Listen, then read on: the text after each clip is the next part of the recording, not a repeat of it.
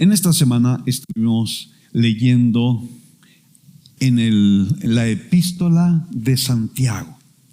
Y es una epístola muy interesante.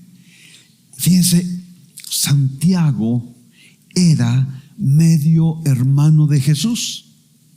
Ya nada más con ese detalle me interesa mucho lo que este hombre escribió, porque él conoció a Jesús, vivió con él, jugó con él, se peleó con él, porque los hermanitos se pelean, ¿verdad? Seguramente peleó con él. ¿Cómo habrá sido esa pelea? Esas discusiones, ¿no? Pero hay un detalle muy importante que los evangelios nos dicen acerca de los medios hermanos de Jesús. Ellos no creían en él. No creían en él. A pesar de que lo conocieron, vivieron con él, lo oyeron desde niño, desde joven, ya adulto, pero no creían en él. Y esto es algo que muy interesante, porque hay tantas personas el día de hoy que conocen de Jesús. Seguramente hasta conocen algunas de las palabras que Jesús habló en diferentes maneras, lo conocen. Si tú preguntas a cualquier persona en la calle, ¿tú conoces a Jesús? Sí, yo lo conozco, yo sé quién es, pero no creen en él. No han tomado una decisión en su vida para vivir una vida siguiendo a Jesús, con una vida comprometida con Jesús. ¿Qué es lo que pasó con Jacobo? Tuvo que pasar una crisis. ¿Cuál fue esa crisis? Jesús fue llevado a la cruz. Jesús fue clavado a la cruz, y María, la madre de Jesús, estaba allí al pie de la cruz. Nos relatan los evangelios dónde estaban los hermanos. Es muy curioso, porque cuando Jesús desde la cruz le encarga a su mamá a alguien, no se le encarga a sus medios hermanos. ¿A quién se le encargó? A Juan. A Juan. ¿Dónde estaban sus medios hermanos? Bueno, yo creo que esta crisis, caray, ahí está Jesús en la cruz. ¿Será que lo que él decía, lo que él enseñaba era verdad? Fue un momento de reflexión profunda, fue un momento de choque en su vida, fue un encuentro. Y luego la Escritura dice que Jesús, cuando resucitó, se apareció a 500, y primero que todos se apareció a Jacobo, su medio hermano. Algo pasó allí en esos días, y ese encuentro con Jesús transformó la vida de Jacobo, o Santiago, que es lo mismo, es el mismo nombre en hebreo y griego. Y entonces Jacobo y sus hermanos también empezaron a creer en Jesús y empezaron a seguir a Jesús. Y por eso los vamos a encontrar en el aposento alto de Jerusalén, cuando los 120 estaban esperando la promesa del Padre, la venida del Espíritu Santo. Ellos estaban allí junto con esos 120. Jacobo y sus medios hermanos y María estaban allí. Y Jacobo se comprometió profunda y radicalmente a seguir a Jesús, de tal manera que llegó a ser el pastor de la iglesia de Jerusalén. Ahora, la iglesia en esos años estaba pasando por tiempos difíciles. Eran tiempos de persecución. Los judíos los odiaban. Mataron a Esteban a pedradas. Herodes, dice la Escritura, que aprovechó su posición de autoridad para maltratar a los creyentes, a los discípulos. Incluso mandó matar a otro Jacobo, el hermano de Juan. Y ahí está este Jacobo, medio hermano de Jesús, pastoreando a esa iglesia perseguida, a esa iglesia que sufre, a esa iglesia que después de el martirio de Esteban fue esparcida por todas partes, y con un corazón pastoral les escribe. Los llama 15 veces hermanos, 10 veces mis hermanos, 3 veces los llama mis hermanos amados. El corazón pastoral de Santiago se manifestaba en esas palabras. Y su epístola es muy práctica, es muy preciosa, tiene muchas instrucciones que van a ayudar a esos creyentes que están atravesando situaciones difíciles a vivir la vida cristiana. Ellos van a encontrar que ser cristianos no es para cobardes.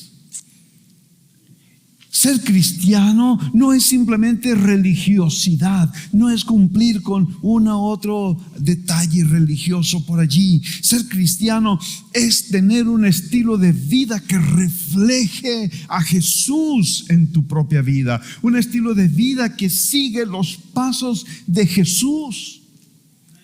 Y en nuestro tiempo no estamos viviendo una situación muy diferente que digamos, porque el día de hoy ser cristiano es para valientes. Ser cristiano es para gente que está dispuesta a comprometerse a seguir al Señor en medio de una cultura anticristiana, en medio de una cultura que se burla del cristianismo, se burla de las creencias bíblicas. Ser cristiano es para valientes el día de hoy. Por eso no muchos se animan. Por eso muchos prefieren mantenerse al margen, porque ser cristiano significa un compromiso con Jesús. Y ellos no quieren comprometerse. Una de las áreas difíciles que todo cristiano debe enfrentar y resolver es el área de las relaciones personales.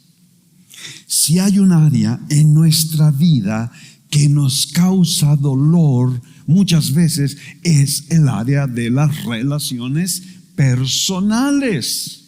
¿Alguien ha tenido algún problemita así que tenga que ver con relaciones personales, en la familia, con los amigos, en la iglesia?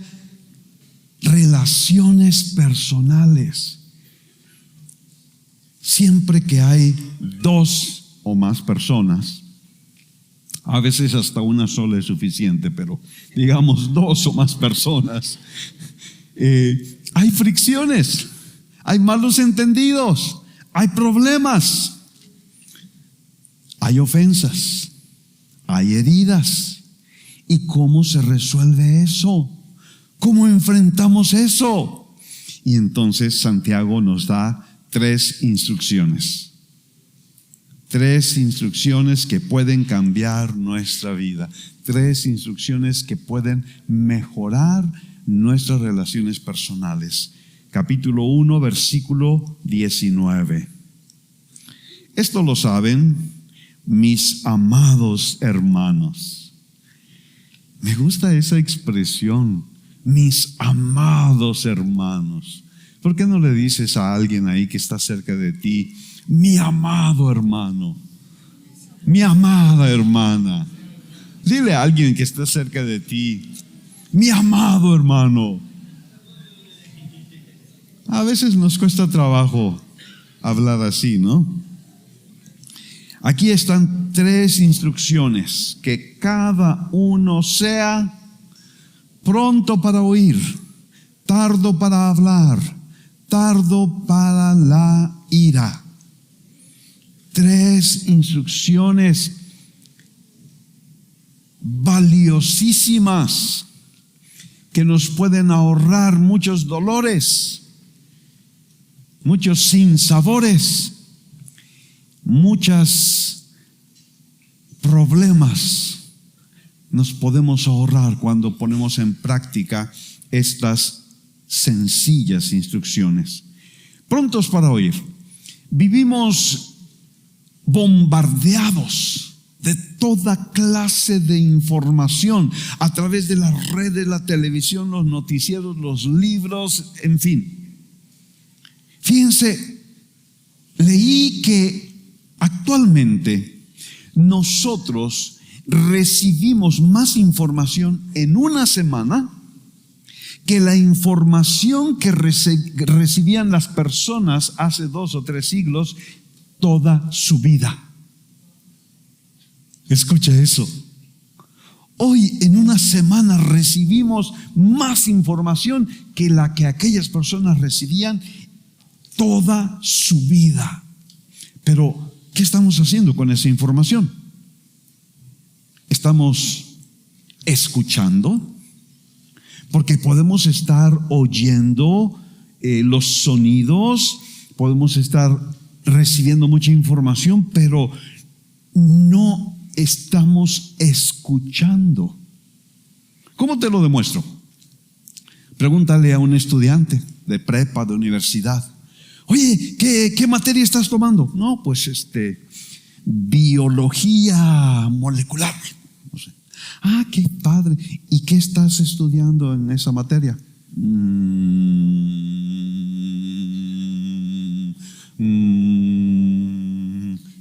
No se acuerda. Bueno, te lo demuestro más fácil. Pregúntale en la semana a un hermano de la iglesia. Oye, ¿de qué fue la predicación?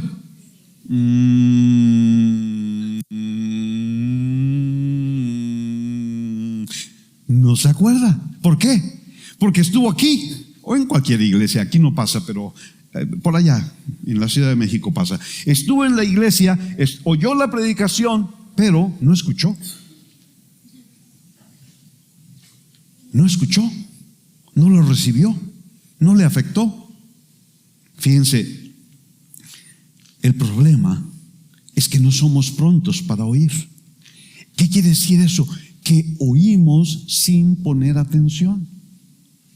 Es muy interesante ver en el tiempo de la restauración, en el tiempo de Nehemías, reconstruyeron el muro, hicieron aquellas cosas asombrosas en tiempo récord, y luego Esdras vino, se paró sobre un púlpito delante de todo el pueblo y empezó a leer la ley. Dice Nehemías capítulo 8 versículo 3, leyó en el libro frente a la plaza desde el amanecer hasta el mediodía, en presencia de hombres y mujeres y de los que podían entender. Y aquí está la cosa, aquí está lo que hace la diferencia. Y los oídos de todo el pueblo estaban atentos al libro de la ley. ¿Qué estaban? Atentos a lo que Esdras estaba leyendo. No estaban viendo, contando cuántos pajaritos pasaban, cuántas nubes pasaban, no estaban viendo si la vecina se había puesto bien su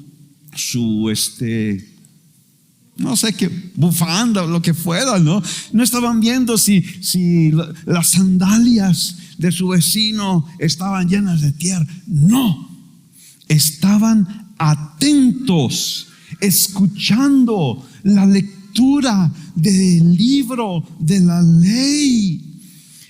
Yo saco de esto una conclusión.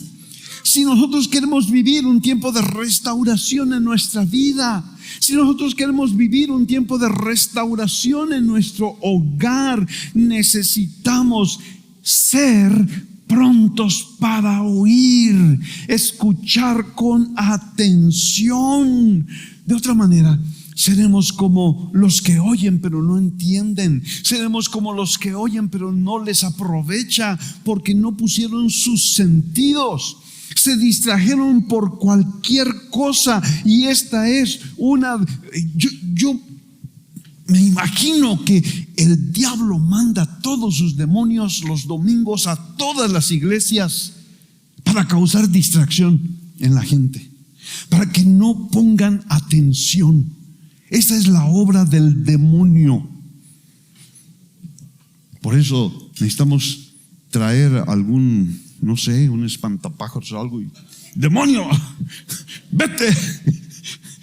Yo vine para poner atención. Sí. Esto es una clave para la restauración. Pero yo creo que esto aquí estamos tocando, Santiago está tocando un mal propio de nuestro tiempo, porque no estamos acostumbrados a huir. Yo cuando terminé mis notas pensé, me quedé bien corto. Aquí hay mucho que aprender, pero lo poco que agarré, ahí les va. Primero, no estamos acostumbrados a huir con atención a las personas que nos rodean. Y segundo, no estamos acostumbrados ya a oír la voz de Dios. Tú puedes verlo si tú vas a un restaurante, y muchas veces en la propia casa también sucede. Vamos a la mesa y ¿qué están haciendo las personas ahí sentadas a la mesa para comer? Están usando su teléfono, su cabeza agachada aquí. No platican, no hablan, no se relacionan, no comunican. Están con el teléfono aquí. ¿Por qué? Porque hemos perdido la habilidad para escuchar a las personas que están alrededor de nosotros. Proverbios 1:8 y hay muchos otros ejemplos. Dice, oye, hijo mío, la instrucción de tu padre y no abandones la enseñanza de tu madre. Hijo, apaga el teléfono. Hijo, ya deja de scrollear, ya deja de mandar mensajes, ya deja de ver qué novedoso hay en Instagram o en TikTok. Oye, la instrucción de tu padre, la enseñanza de tu madre. Escucha, pon atención. ¿Qué pasa con nuestros hijos? Cuando les decimos algo y luego les preguntamos, oye, ¿me escuchaste? ¿Me podrías repetir lo que me dijiste? ¿Me podrías repetir la pregunta? Es que no están escuchando. Hemos perdido esa capacidad. Pero las personas que Dios ha puesto cerca de nosotros necesitan ser escuchadas. Ahora, esto involucra a todos. Papá, mamá, tus hijos necesitan ser escuchados. ¿Por qué crees que andan buscando el consejo de alguien allá en la calle? Porque ellos se están dando cuenta que tú no tienes el tiempo para escucharlos. No te interesa, no pones atención. Ellos empiezan a tratar de decirte, oye mamá, fíjate que en la escuela, y ya hiciste tu tarea, mira, tengo mucho que hacer, y mira acá para acá, ayúdame a lavar los trastes. No quieres escucharlo, no quieres tomarte el tiempo para escucharlo. Pero tu esposo o tu esposa, ellos necesitan ser escuchados. Pero otra vez, no nos damos el tiempo para escuchar a nuestro esposo o nuestra esposa. Tenemos mucho trabajo, tenemos mucha tarea, estamos muy cansados, estamos muy estresados, no sé. Y cuando él o ella empiezan a tratar de hablar, sobre todo cuando el esposo habla a cuentagotas, no, pues fíjate que... Y entonces la otra parte empieza... Ya, se olvidó. ¿De qué quería hablarme? ¿Quién sabe? Necesitan ser escuchados. Los amigos necesitan ser escuchados. Nuestros hermanos en la iglesia necesitan ser escuchados. Entonces, ¿qué tenemos que hacer? Ser prontos para oír. Necesitamos mejorar nuestra capacidad para escuchar con atención. ¿Cómo podemos mejorar nuestra capacidad para escuchar con atención, para escuchar lo que realmente está en el corazón de la persona que tenemos enfrente? Haz preguntas. Míralo a los ojos y haz preguntas. ¿Y por qué te sentiste así? ¿Y cómo te afectó eso? Haz preguntas que muestren un interés por lo que la otra persona te está tratando de contar. Pero yo sé que aquí no hay de esos, pero alguna vez he conocido a alguien que tú empiezas a contar algo y así, tú todavía ni terminas la frase cuando a la otra persona ya te está contando algo más grande. No, pues que yo fui a pescar y cogí algo. No, cuando yo fui a pescar, no, yo soy un experto aquí en la presa del Cuchillo, yo conozco los mejores lugares y yo oye, pero mi pescadito, ¿qué? Siempre la otra persona tiene algo más grande que contar. De este habla el Proverbio 18:2, dice: al necio no le complace el discernimiento, tan solo hace alarde de su propia opinión. O en otra versión dice: el necio no tiene deseos de aprender, solo le importa presumir lo que sabe. No le interesa tu vida, no le interesa lo que tú estás pasando, lo que tú estás sufriendo. Solamente quiere expresar su opinión, solamente quiere demostrar cuánto sabe. Y lo que tenemos que aprender a hacer es cerrar el piquito y escuchar, hacer preguntas, en lugar de estar hablando de nosotros mismos. Ahora, esto de que ser prontos para oír significa que podemos oír cualquier cosa. No, yo creo que no. Yo creo que hay muchas cosas que necesitamos evitar oír. Necesitamos evitar oír el chisme.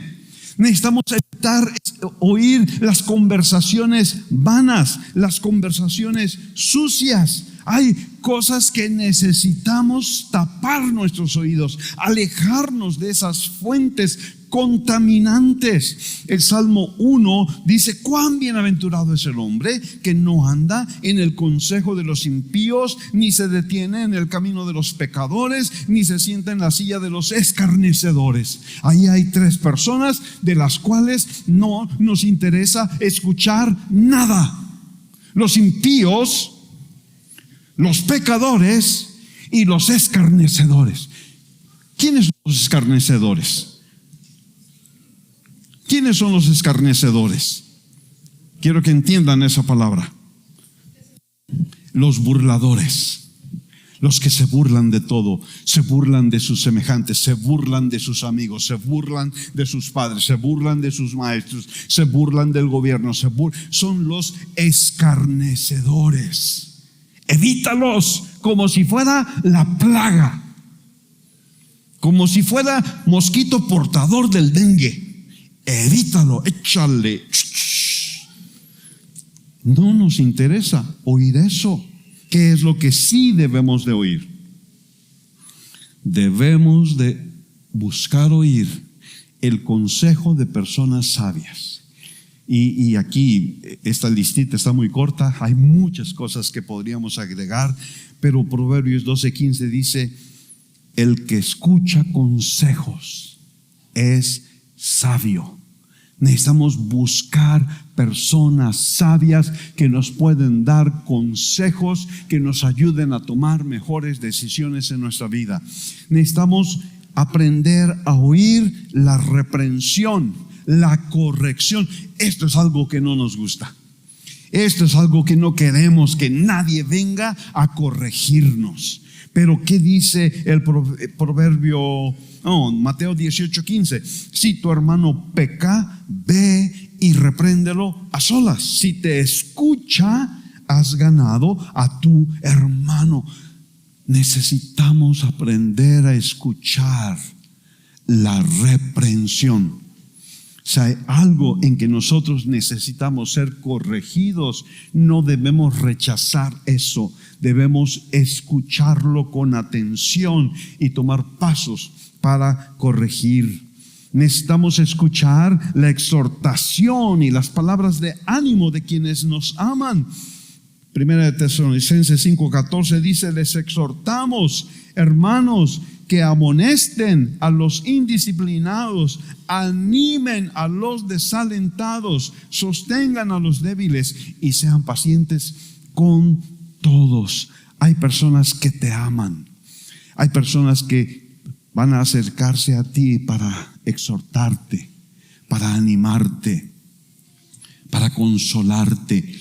Eso es lo que necesitas oír. Pero más que todo, necesitamos reaprender a oír la voz de Dios. Necesitamos aprender a oír, a escuchar a Dios cuando Él nos habla. Hay tantas voces hablándonos con alto volumen en nuestra vida. Ahí están las voces del Facebook, ahí están las voces de Instagram, las de TikTok.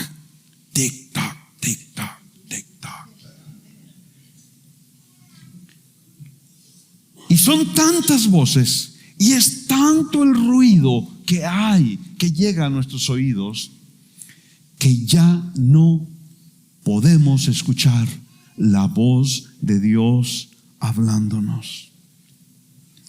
Jesús dijo, Juan 10, las ovejas lo siguen porque conocen su voz. Conocen su voz. Yo me quiero imaginar a Dios hablándonos mientras estamos en medio de una fiesta rockera, donde la música está a todo volumen, donde todo el mundo está gritando, donde todo el mundo está riendo y el volumen es ensordecedor, y Dios te está hablando y tú no lo puedes escuchar. Has perdido esa sensibilidad en tu oído para escuchar la voz de Dios. Yo te pregunto, y es algo personal, por supuesto, ¿conoces la voz de Dios? ¿Escuchas la voz de Dios en tu diario vivir? Hay muchas maneras en las que Dios nos habla, pero lo hace especialmente a través de su palabra. La palabra de Dios, este libro, es tan importante para nuestra vida. ¿Por qué? Porque cuando nosotros oímos la palabra de Dios, dice Romanos 10:17, que la fe viene por el oír y el oír por la palabra de Cristo. ¿No te has preguntado alguna vez en tu vida cristiana por qué tengo tan poca fe? ¿Por qué no puedo creerle a Dios para hacer cosas grandes en mi vida? ¿Por qué no puedo creerle a Dios para contestar las oraciones de mi corazón? Quizá la respuesta es que nos falta fe. Y quizá el problema es que no estamos oyendo la palabra de Dios en nuestra vida. Porque la palabra de Dios es la que va a producir fe en nuestro corazón. Dios es un Dios grande. Dios es un Dios que hace milagros. Dios es un Dios poderoso. No hay nada imposible para Dios. Pero, ¿por qué no lo vemos en nuestra vida? En nuestro hogar, en nuestro trabajo. Necesitamos crecer en fe, y para crecer en fe necesitamos oír la palabra de Dios. Miren, Éxodo 15:26. Si escuchas atentamente, ahí está el concepto. No es nada más de oír y que entre por un oído y salga por el otro.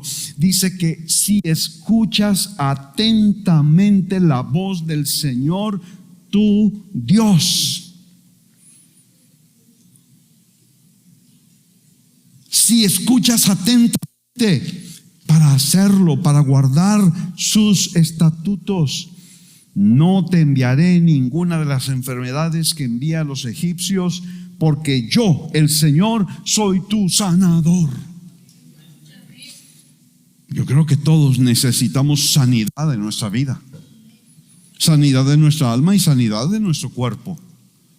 Yo creo que 99% de nosotros necesitamos sanidad en nuestra vida. Y si queremos sanidad, lo primero que tenemos que hacer es escuchar atentamente la palabra del Señor. Dice Mateo 7:24, que ustedes conocen: el que oye estas palabras mías y las pone en práctica será semejante a un hombre sabio que edificó su casa sobre la roca. Ahora, mi hermano, ninguna crítica ni ningún mal sentimiento están en estas palabras, pero ¿cuántos estaban en la iglesia y ya no están? Y cuando investigas un poco en sus vidas, pues están en el mundo, están dedicados, no sé, a su deporte, a su trabajo, a lo que sea, están alejados de Dios. ¿Por qué? Porque vinieron los vientos, vinieron las tormentas y aquella casa no tenía un fundamento firme y esa casa se derrumbó. Si nosotros queremos tener un fundamento firme en nuestra vida, en nuestra casa, en nuestro matrimonio, en nuestra familia, en nuestros hijos, necesitamos oír atentamente las palabras de nuestro Señor Jesucristo para que nuestra casa esté edificada sobre la roca. Rápidos para oír. Lo segundo es tardos para hablar. No sé si todos caemos en esto, ¿no? Pero frecuentemente somos demasiado rápidos para hablar. Ahí no tenemos escopeta 22, tenemos metralleta AK-47. Rápido hablamos, rápido disparamos.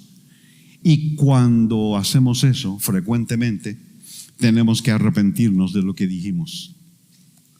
Ay, como quisiéramos que esas palabras que salieron de nuestra boca fueran sólidas y pudiéramos encontrarlas y recogerlas y echarlas a la basura. Y ya no se puede, porque fuimos demasiado rápidos para hablar, porque no pensamos, no reflexionamos antes de hablar. Es tan importante que antes de hablar, antes de expresar un juicio, antes de expresar una conclusión acerca de cualquier asunto, acerca de cualquier persona, primero nos tomemos el tiempo para investigar toda la información posible acerca de esa situación, acerca de esa persona, y muy seguramente cuando nos enteremos de la situación real que está viviendo esa persona, nuestras palabras van a ser diferentes. Antes de hablar, necesitamos considerar la situación de todas las maneras posibles. Necesitamos tratar de comprender lo que hay en el corazón de la otra persona y necesitamos buscar la sabiduría de Dios para hablar las palabras correctas. Hay un caso en la vida del Señor Jesús. Él estaba allí tranquilo. De pronto se oye un gran tumulto y viene ahí un montón de fariseos religiosos legalistas arrastrando a una pobre mujer. Apenas se pudo cubrir con la sábana en el último momento porque la agarraron en el lecho mismo del adulterio y entonces la traían aquí a Jesús, buscando una oportunidad para acusarlo, y lo cuestionaban. ¿Qué vamos a hacer con esta mujer pecadora? ¿Y qué hizo Jesús? No contestó. no dijo nada.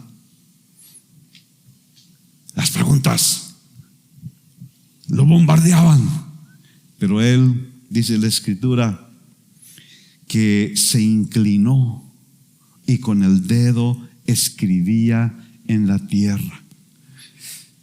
Claro que podemos especular mucho de qué habrá escrito allí, ¿no? Quizá escribió los 10 mandamientos, no sé, no sabemos.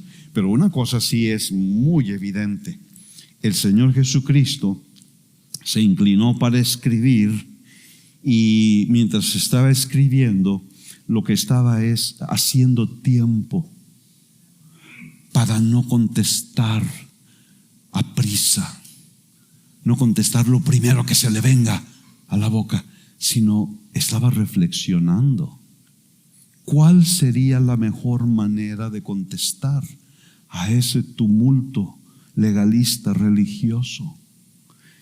Y ellos seguían insistiendo en preguntarle: ¿qué vamos a hacer con esta mujer pecadora?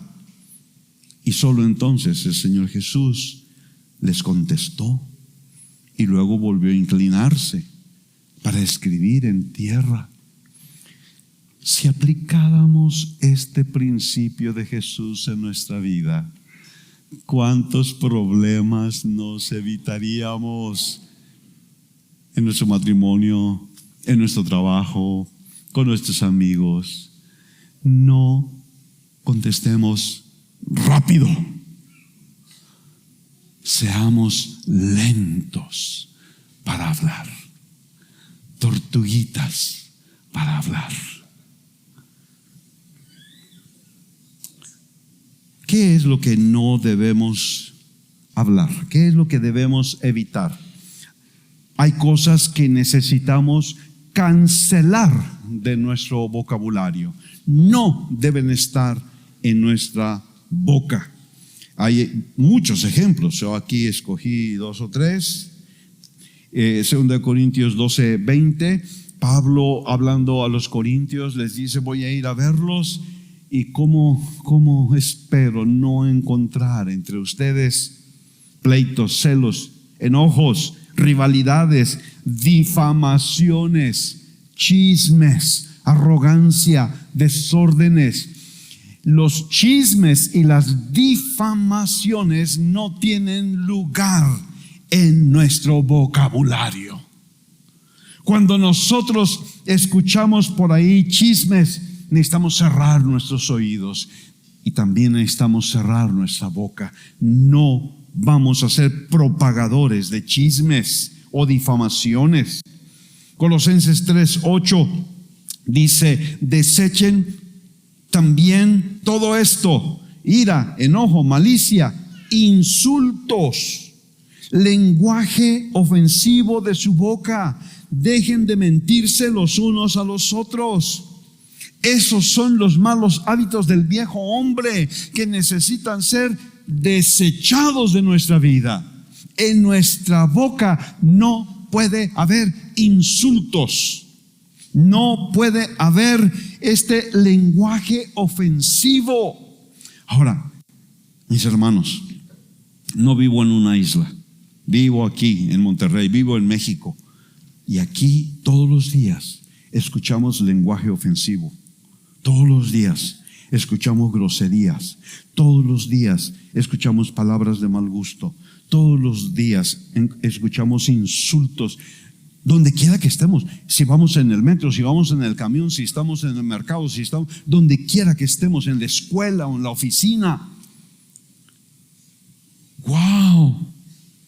Hay bocas que parecen criadero de sapos, renacuajos y culebras. Y eso estamos oyendo todo el tiempo. Pero esto es lo que nuestra boca debe evitar. Miren también Efesios 5, versículo 3. La inmoralidad y toda impureza o avaricia ni siquiera se mencionen entre ustedes como corresponde a los santos. Tampoco haya obscenidades, ni necedades, ni groserías que no son apropiadas. Todo el tiempo, en vivo o en virtual, en la televisión o en las películas, estamos viendo inmoralidad. Estamos viendo impureza, obscenidades, groserías. Y esas son cosas que dice aquí la palabra, ni siquiera se mencionen entre ustedes. Lentos para hablar. Pero ¿qué es lo que sí debemos hablar? ¿Qué clase de palabras deben de salir de nuestra boca cuando nos hemos tomado el tiempo para reflexionar, para pensar lo que vamos a decir? Ustedes pueden buscar las referencias, pero necesitamos hablar palabras agradables a Dios. Que los dichos de mi boca sean gratos delante de ti, Señor. Cada palabra que sale de nuestra boca debe de ser grata a Dios, debe ser grata a Cristo. Si Cristo se apareciera aquí a nuestro lado y nos escuchara hablar, nos pondría la mano en el hombro y nos diría, bien dicho. Eso es lo que queremos. Que nuestras palabras sean gratas al Señor, que sean palabras adecuadas, que sean palabras habladas a tiempo. Qué agradable es escuchar esa clase de palabras. Proverbios 16:24 dice que sean dulces como la miel, dulces al alma y salud para los huesos. Nuestras palabras deben traer dulzura y deben de traer sanidad a las personas que nos escuchan en la casa o en la oficina o en la iglesia, donde sea. Nuestras palabras deben traer sanidad a los que nos escuchan. Y dice Proverbios 15:1, deben ser palabras suaves, respuestas suaves que apartan el furor, que apagan la ira. Hay tantas cosas de sabiduría divina que podríamos hablar aquí. Te doy una cita muy poderosa que encontré. Si quieres que tu matrimonio o tu amistad florezca, cuando te equivoques, admítelo. Y cuando estés en lo correcto, calla. Te lo digo otra vez. Si quieres que tu matrimonio florezca, si quieres que tu amistad florezca, cuando te equivoques, reconócelo, admítelo. Y cuando tú estés en lo correcto, no lo digas. Calla.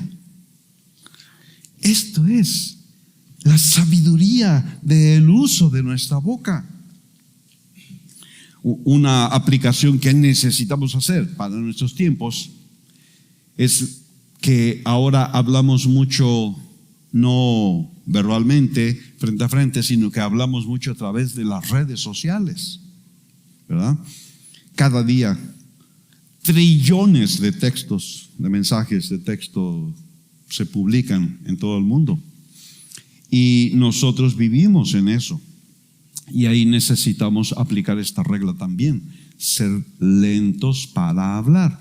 Traducido entonces es ser lentos para contestar los mensajes de texto que recibimos o las noticias que recibimos en las redes. No te apresures a contestar, porque si tú te apresuras a contestar,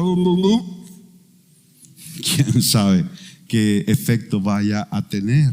Y por favor, no contestes con mayúsculas, porque cuando escribes tus textos con mayúsculas suenan a que le estás gritando.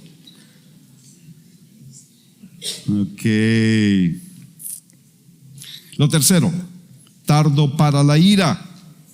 A ver, ¿cuántos enojones hay en esta congregación? ¿Cuántos enojones hay? Bueno, estoy viendo a los enojones y estoy viendo a los mentirosos.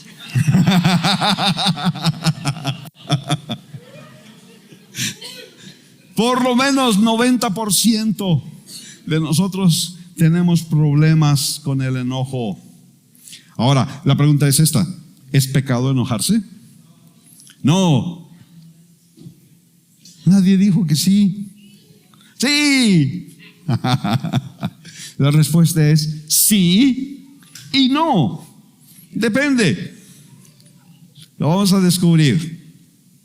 Ahora, cuando dice Santiago, lentos para enojarse, lo primero que notamos es que no nos está prohibiendo enojarnos. Lo que nos está diciendo es que hay lugar para el enojo, dependiendo, pero hay lugar para el enojo. Lo que nos está recomendando es que seamos lentos para enojarnos, que no se nos prenda la mecha, como de esas explosiones que hay allá en donde fabrican cohetes cada rato aquí en México, ¿no? En el Estado de México, ¡pum!, explotó la fabriquita de cohetes. No, lentos para enojarnos. Ahora, esa frase significa otra cosa. Podemos sacar una segunda conclusión de esa frase. Podemos descubrir que la ira, el enojo, es algo que podemos controlar. Podemos ser lentos o podemos ser rápidos. Es nuestra decisión. Y esto es un gran descubrimiento, porque muchos dicen: es que yo así soy, yo soy enojón, yo soy del norte y aquí somos enojones. No lo puedo controlar, no lo puedo evitar. Pues no es cierto. El enojo es algo que tú puedes evitar, que tú puedes controlar. Es una elección, una decisión que tú debes tomar. No justifiquemos nuestros arranques de ira como si alguna fuerza sobrenatural externa nos agarró como monigotes y nos hizo gritar y patear. No, es nuestra decisión. Proverbios 16:32 dice: mejor es el lento para la ira que el poderoso, y el que domina su espíritu que el que toma una ciudad. Hay un dicho muy popular: el que se enoja pierde. El que se enoja pierde. Puede ser que estemos jugando un partidito de fútbol y alguien por ahí se metió mal y entonces el otro se enojó, pero el que se enoja pierde. Pero en la vida real, que no es un juego, el que se enoja pierde su matrimonio, pierde su familia, pierde a sus hijos, pierde la paz, pierde la felicidad. La ira, el enojo, son la puerta de entrada para muchos problemas que destruyen nuestra vida y la vida de aquellos que están cerca de nosotros. El enojo causa problemas en nuestras relaciones personales, en nuestro matrimonio, entre nuestros amigos.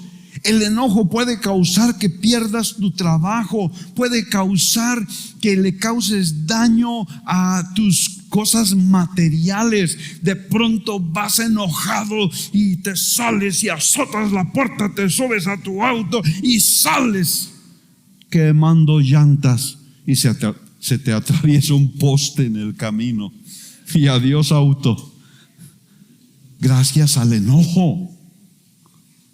¿Cuántos enojados se encontraron con que atropellaron a una persona? Alguien murió por causa de no saber controlar el enojo. La ira, el enojo nos causa problemas emocionales. La salud emocional, la salud de nuestra alma es afectada profundamente cuando no aprendemos a controlar nuestra ira. Y también causa problemas físicos. ¿Alguien tiene alta presión? ¿Dolores de cabeza frecuentes? ¿Úlceras en el estómago? ¿Colitis? Gracias por tu honestidad. Probablemente seas enojón. Probablemente seas enojona y probablemente no has sabido controlar tus emociones. Pero entonces, a ver, pastor, ¿puedo enojarme sí o no? Ahí nos vamos a Efesios 4, versículo 26. Nos va a hacer de alivio esta palabra. Efesios 4, 26. Dice, enójense.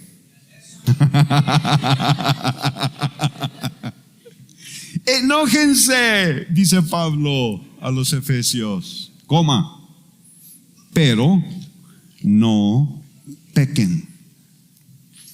Enójense, pero no pequen. No se ponga el sol sobre su enojo, ni den oportunidad al diablo. El que roba no robe más, sino más bien que trabaje, haciendo con sus manos lo que es bueno, a fin de que tenga que compartir con el que tiene necesidad. No salga de la boca de ustedes ninguna palabra mala, sino solo la que sea buena para edificación, según la necesidad del momento, para que imparta gracia a los que escuchan. Y no entristezcan al Espíritu Santo de Dios, por el cual fueron sellados para el día de la redención.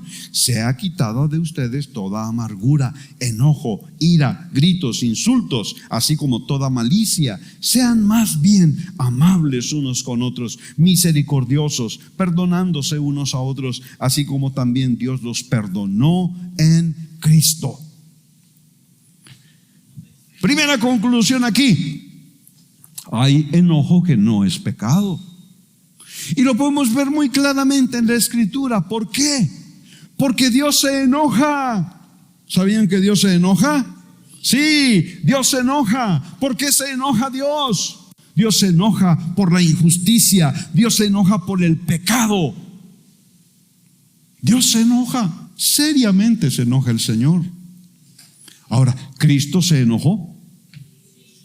Pueden pensar en ocasiones en que Cristo se enojó bien fuerte, hasta agarró unas cuerdas y ¡pum!, empezó a dar latigazos en el templo, porque esos mercaderes estaban deshonrando a Dios, estaban deshonrando la casa de Dios. Hay enojo que no es pecado, hay enojo santo, podríamos decir. Entonces, ¿podemos enojarnos? Sí. Podemos enojarnos en la manera en que Dios se enoja. Podemos enojarnos cuando hay algo que está deshonrando a Dios. Podemos enojarnos contra el pecado. Podemos enojarnos contra la injusticia. Podemos enojarnos contra la violencia, contra la corrupción, contra la impunidad, contra el abuso de menores, contra el abuso de mujeres, contra la trata de blancas. Podemos enojarnos. Y es un enojo justo que nos va a llevar a ser parte de la solución de esos terribles problemas que afectan a la humanidad. Pero cuando el enojo no es controlado, en este pasaje podemos encontrar consecuencias negativas de no controlar nuestro enojo. Cuando nos enojamos, podemos caer en conductas pecaminosas. Cuando nos enojamos, podemos dejar que nuestra lengua funcione como una espada filosa para herir, para lastimar, para destruir, para matar. Eso es pecado. Miren,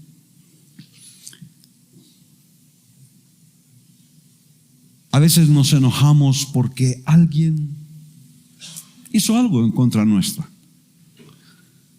Y eso es algo que no podemos evitar.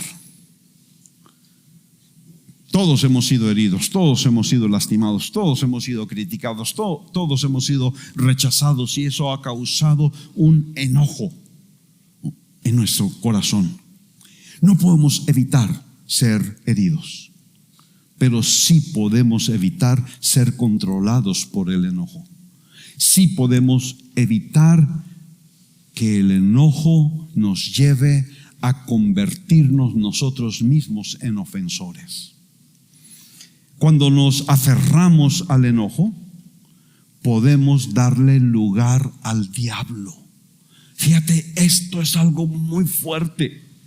Si tú permites que el enojo controle tu vida, lo que tú estarás haciendo es darle lugar al diablo en tu vida, en tu hogar, en tu familia. ¿Y cuál es el propósito del diablo? ¿Por qué será que el diablo quiere meterse en tu vida? El propósito del diablo es destruir.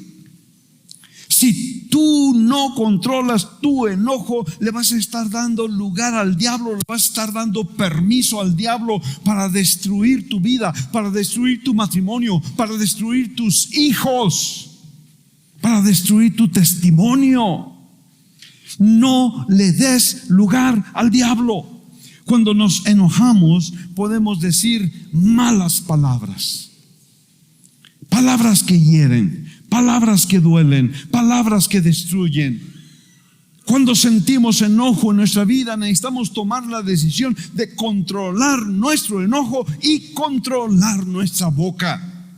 Cuando nos enojamos, le damos entrada a la amargura, los gritos, los insultos y la malicia. Todo esto está en ese pasaje.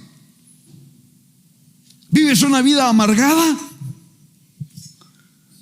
Se te salen los insultos y así hasta como que tienes que decir a veces, ay, perdón, se me salió.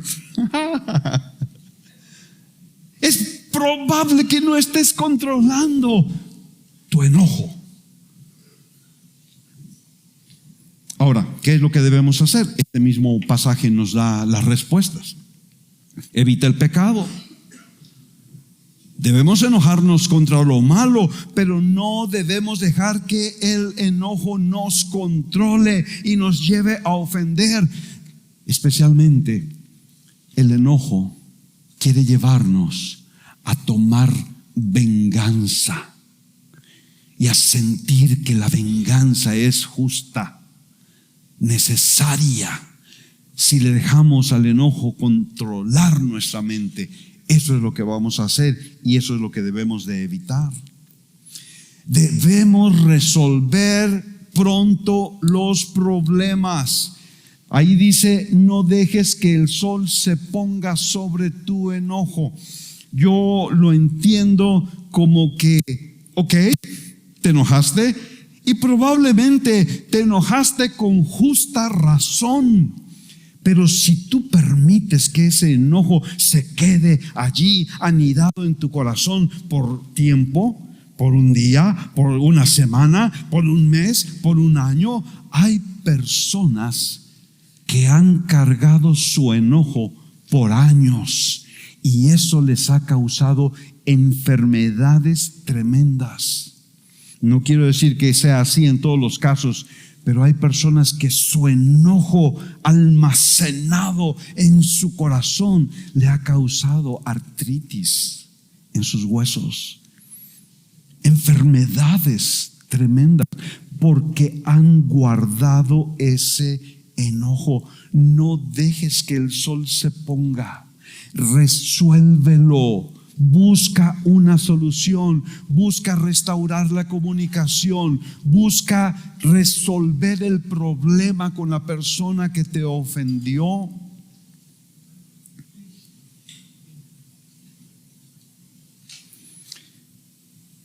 No te quedes recordando y volviendo a vivir una y otra vez la ofensa. Y vuelves a sangrar y vuelves a arrancar la costra de tu herida y tu herida vuelve a surgir. Un esposo fue al psicólogo Y le dijo, doctor, necesito su ayuda. A ver, dime, ¿cómo te puedo ayudar? ¿Qué hago con mi mujer? Porque es histórica. No, ¿cómo que histórica? Quizá quieres decir que tu mujer es histérica. No, es histórica. Se la pasa recordándome todos los errores que he cometido desde el primer día que nos casamos hasta hoy. Es histórica. No dejes que el sol se ponga sobre tu enojo. Necesitamos buscar una solución que nos lleve a la restauración. ¿Qué debemos hacer? Controlar nuestra boca para hablar solo palabras que edifiquen. Y muy especialmente nos recomienda aquí el apóstol Pablo, debemos hablar palabras de gracia. Yo me pregunté, ¿qué cosa será eso de palabras de gracia? Quizá quiere decir chistes, ¿no? Graciosos. No. ¿Sabes qué quiere decir palabras de gracia? La otra persona no se merece palabras buenas, pero la gracia nos da lo que no merecemos. Dios en su gracia nos da lo que no merecemos. Entonces tú puedes pensar, mi esposo no se merece que yo le hable bonito, pero lo voy a hacer. Voy a hablar palabras de gracia. ¿Qué más debemos de hacer? Me encanta. Ser amables, ser misericordiosos y ser perdonadores. ¿Qué instrucción la que Dios nos da aquí? Ahí está. Tu comadre que te ofendió, tu compadre que te lastimó. Ahí está. Lo tienes enfrente. Tu primera reacción es: no quiero volverlo a ver el resto de mi vida. Váyase a bañar. Pero la instrucción de Dios es ser amable, ser misericordioso y ser perdonador. ¿Cómo puedo yo ser amable con Él? Necesito acercarme. Hola, ¿cómo estás? ¿Te puedo ayudar? Me caes re bien. Oye, veo que necesitas una ayuda, se te ponchó la llanta. Permíteme ayudarte a cambiarla. Oye, pero es que me da pena porque... No, olvídalo, ya te perdoné. Bondadosos, misericordiosos, perdonadores. ¿Cómo podemos hacerlo? Aquí está la clave. Termina el pasaje diciendo: así como Cristo. Necesitamos llevar nuestro enojo a la cruz y ver allí en la cruz cómo Cristo nos perdonó a nosotros, cómo Cristo en su gracia entregó su vida por nosotros, cómo Cristo nos dio vida cuando nosotros no la merecíamos, cómo Cristo nos amó cuando no éramos nada dignos de ser amados. Necesitamos llevarlo a la cruz y entonces seguir el ejemplo de Cristo para ser amables, misericordiosos y perdonadores. Nos ponemos de pie. 3 instrucciones que pueden cambiar nuestra vida. Ser prontos para oír, ser lentos para hablar, ser lentos para enojarnos. Aleluya.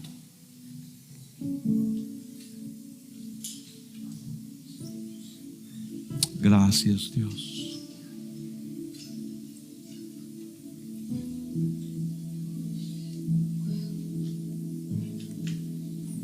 Yo sé que lo más cómodo en ese momento sería quedarte allí en tu lugar y ya ser despedidos e irte.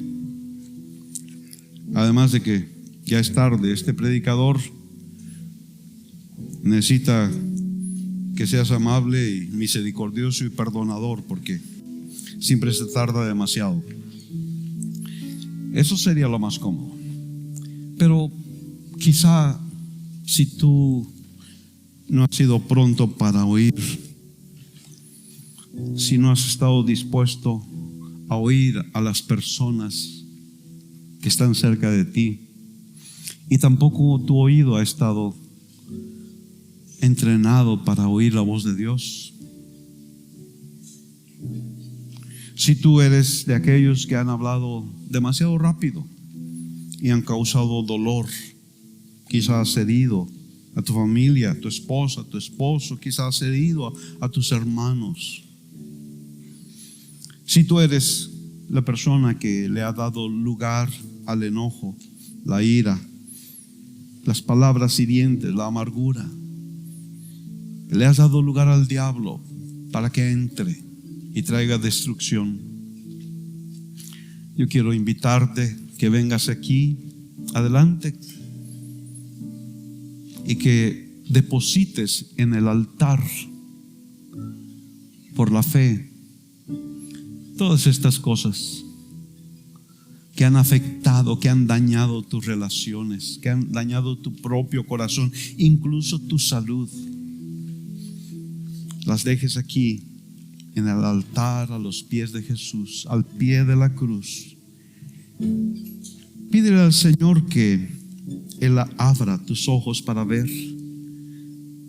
Si tú no has sido pronto para oír, si tú has sido demasiado rápido para hablar, si te has dejado controlar por el enojo, y entonces pídele que te ayude, porque tú solo no lo vas a poder hacer, pero Él está aquí ahora, listo para ayudarte, listo para hacer un cambio poderoso en tu vida, listo para abrir tu oído, listo para darte sabiduría en tus labios, listo para sanar tu corazón de toda amargura, de toda ira, de todo enojo, listo para quitar toda consecuencia negativa de la ira, toda enfermedad en tu cuerpo y en tu alma que ha sido causada por la falta de control del enojo y de la ira en tu vida.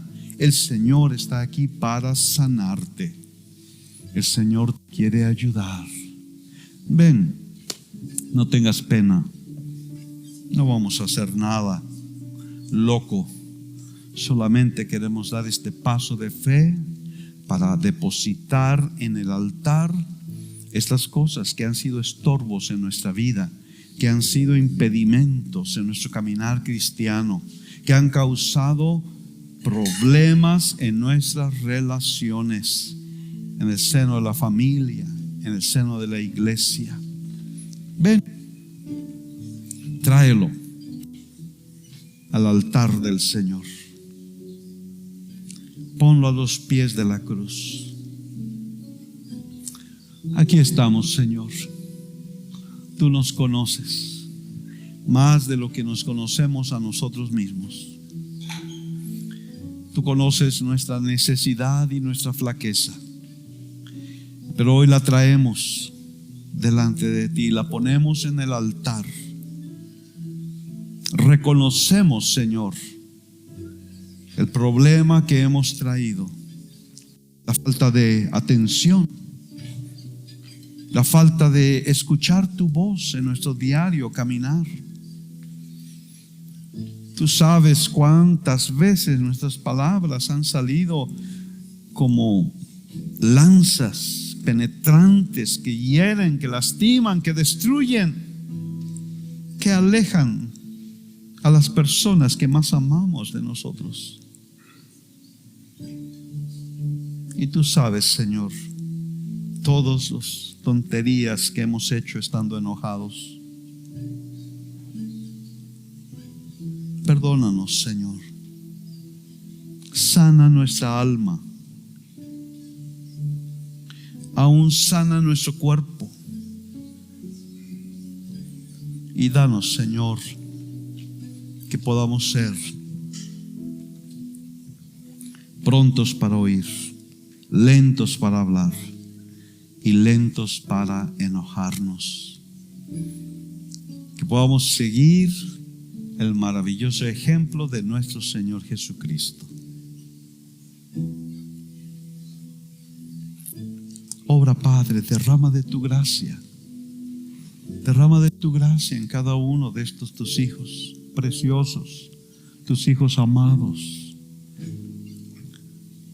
mis hermanos amados. Sanidad, sanidad a tu corazón. Recíbela. Recibe restauración. Y que tus ojos puedan ver relaciones restauradas, relaciones sanadas en los días por venir. En el nombre de Jesús. Gracias, Padre.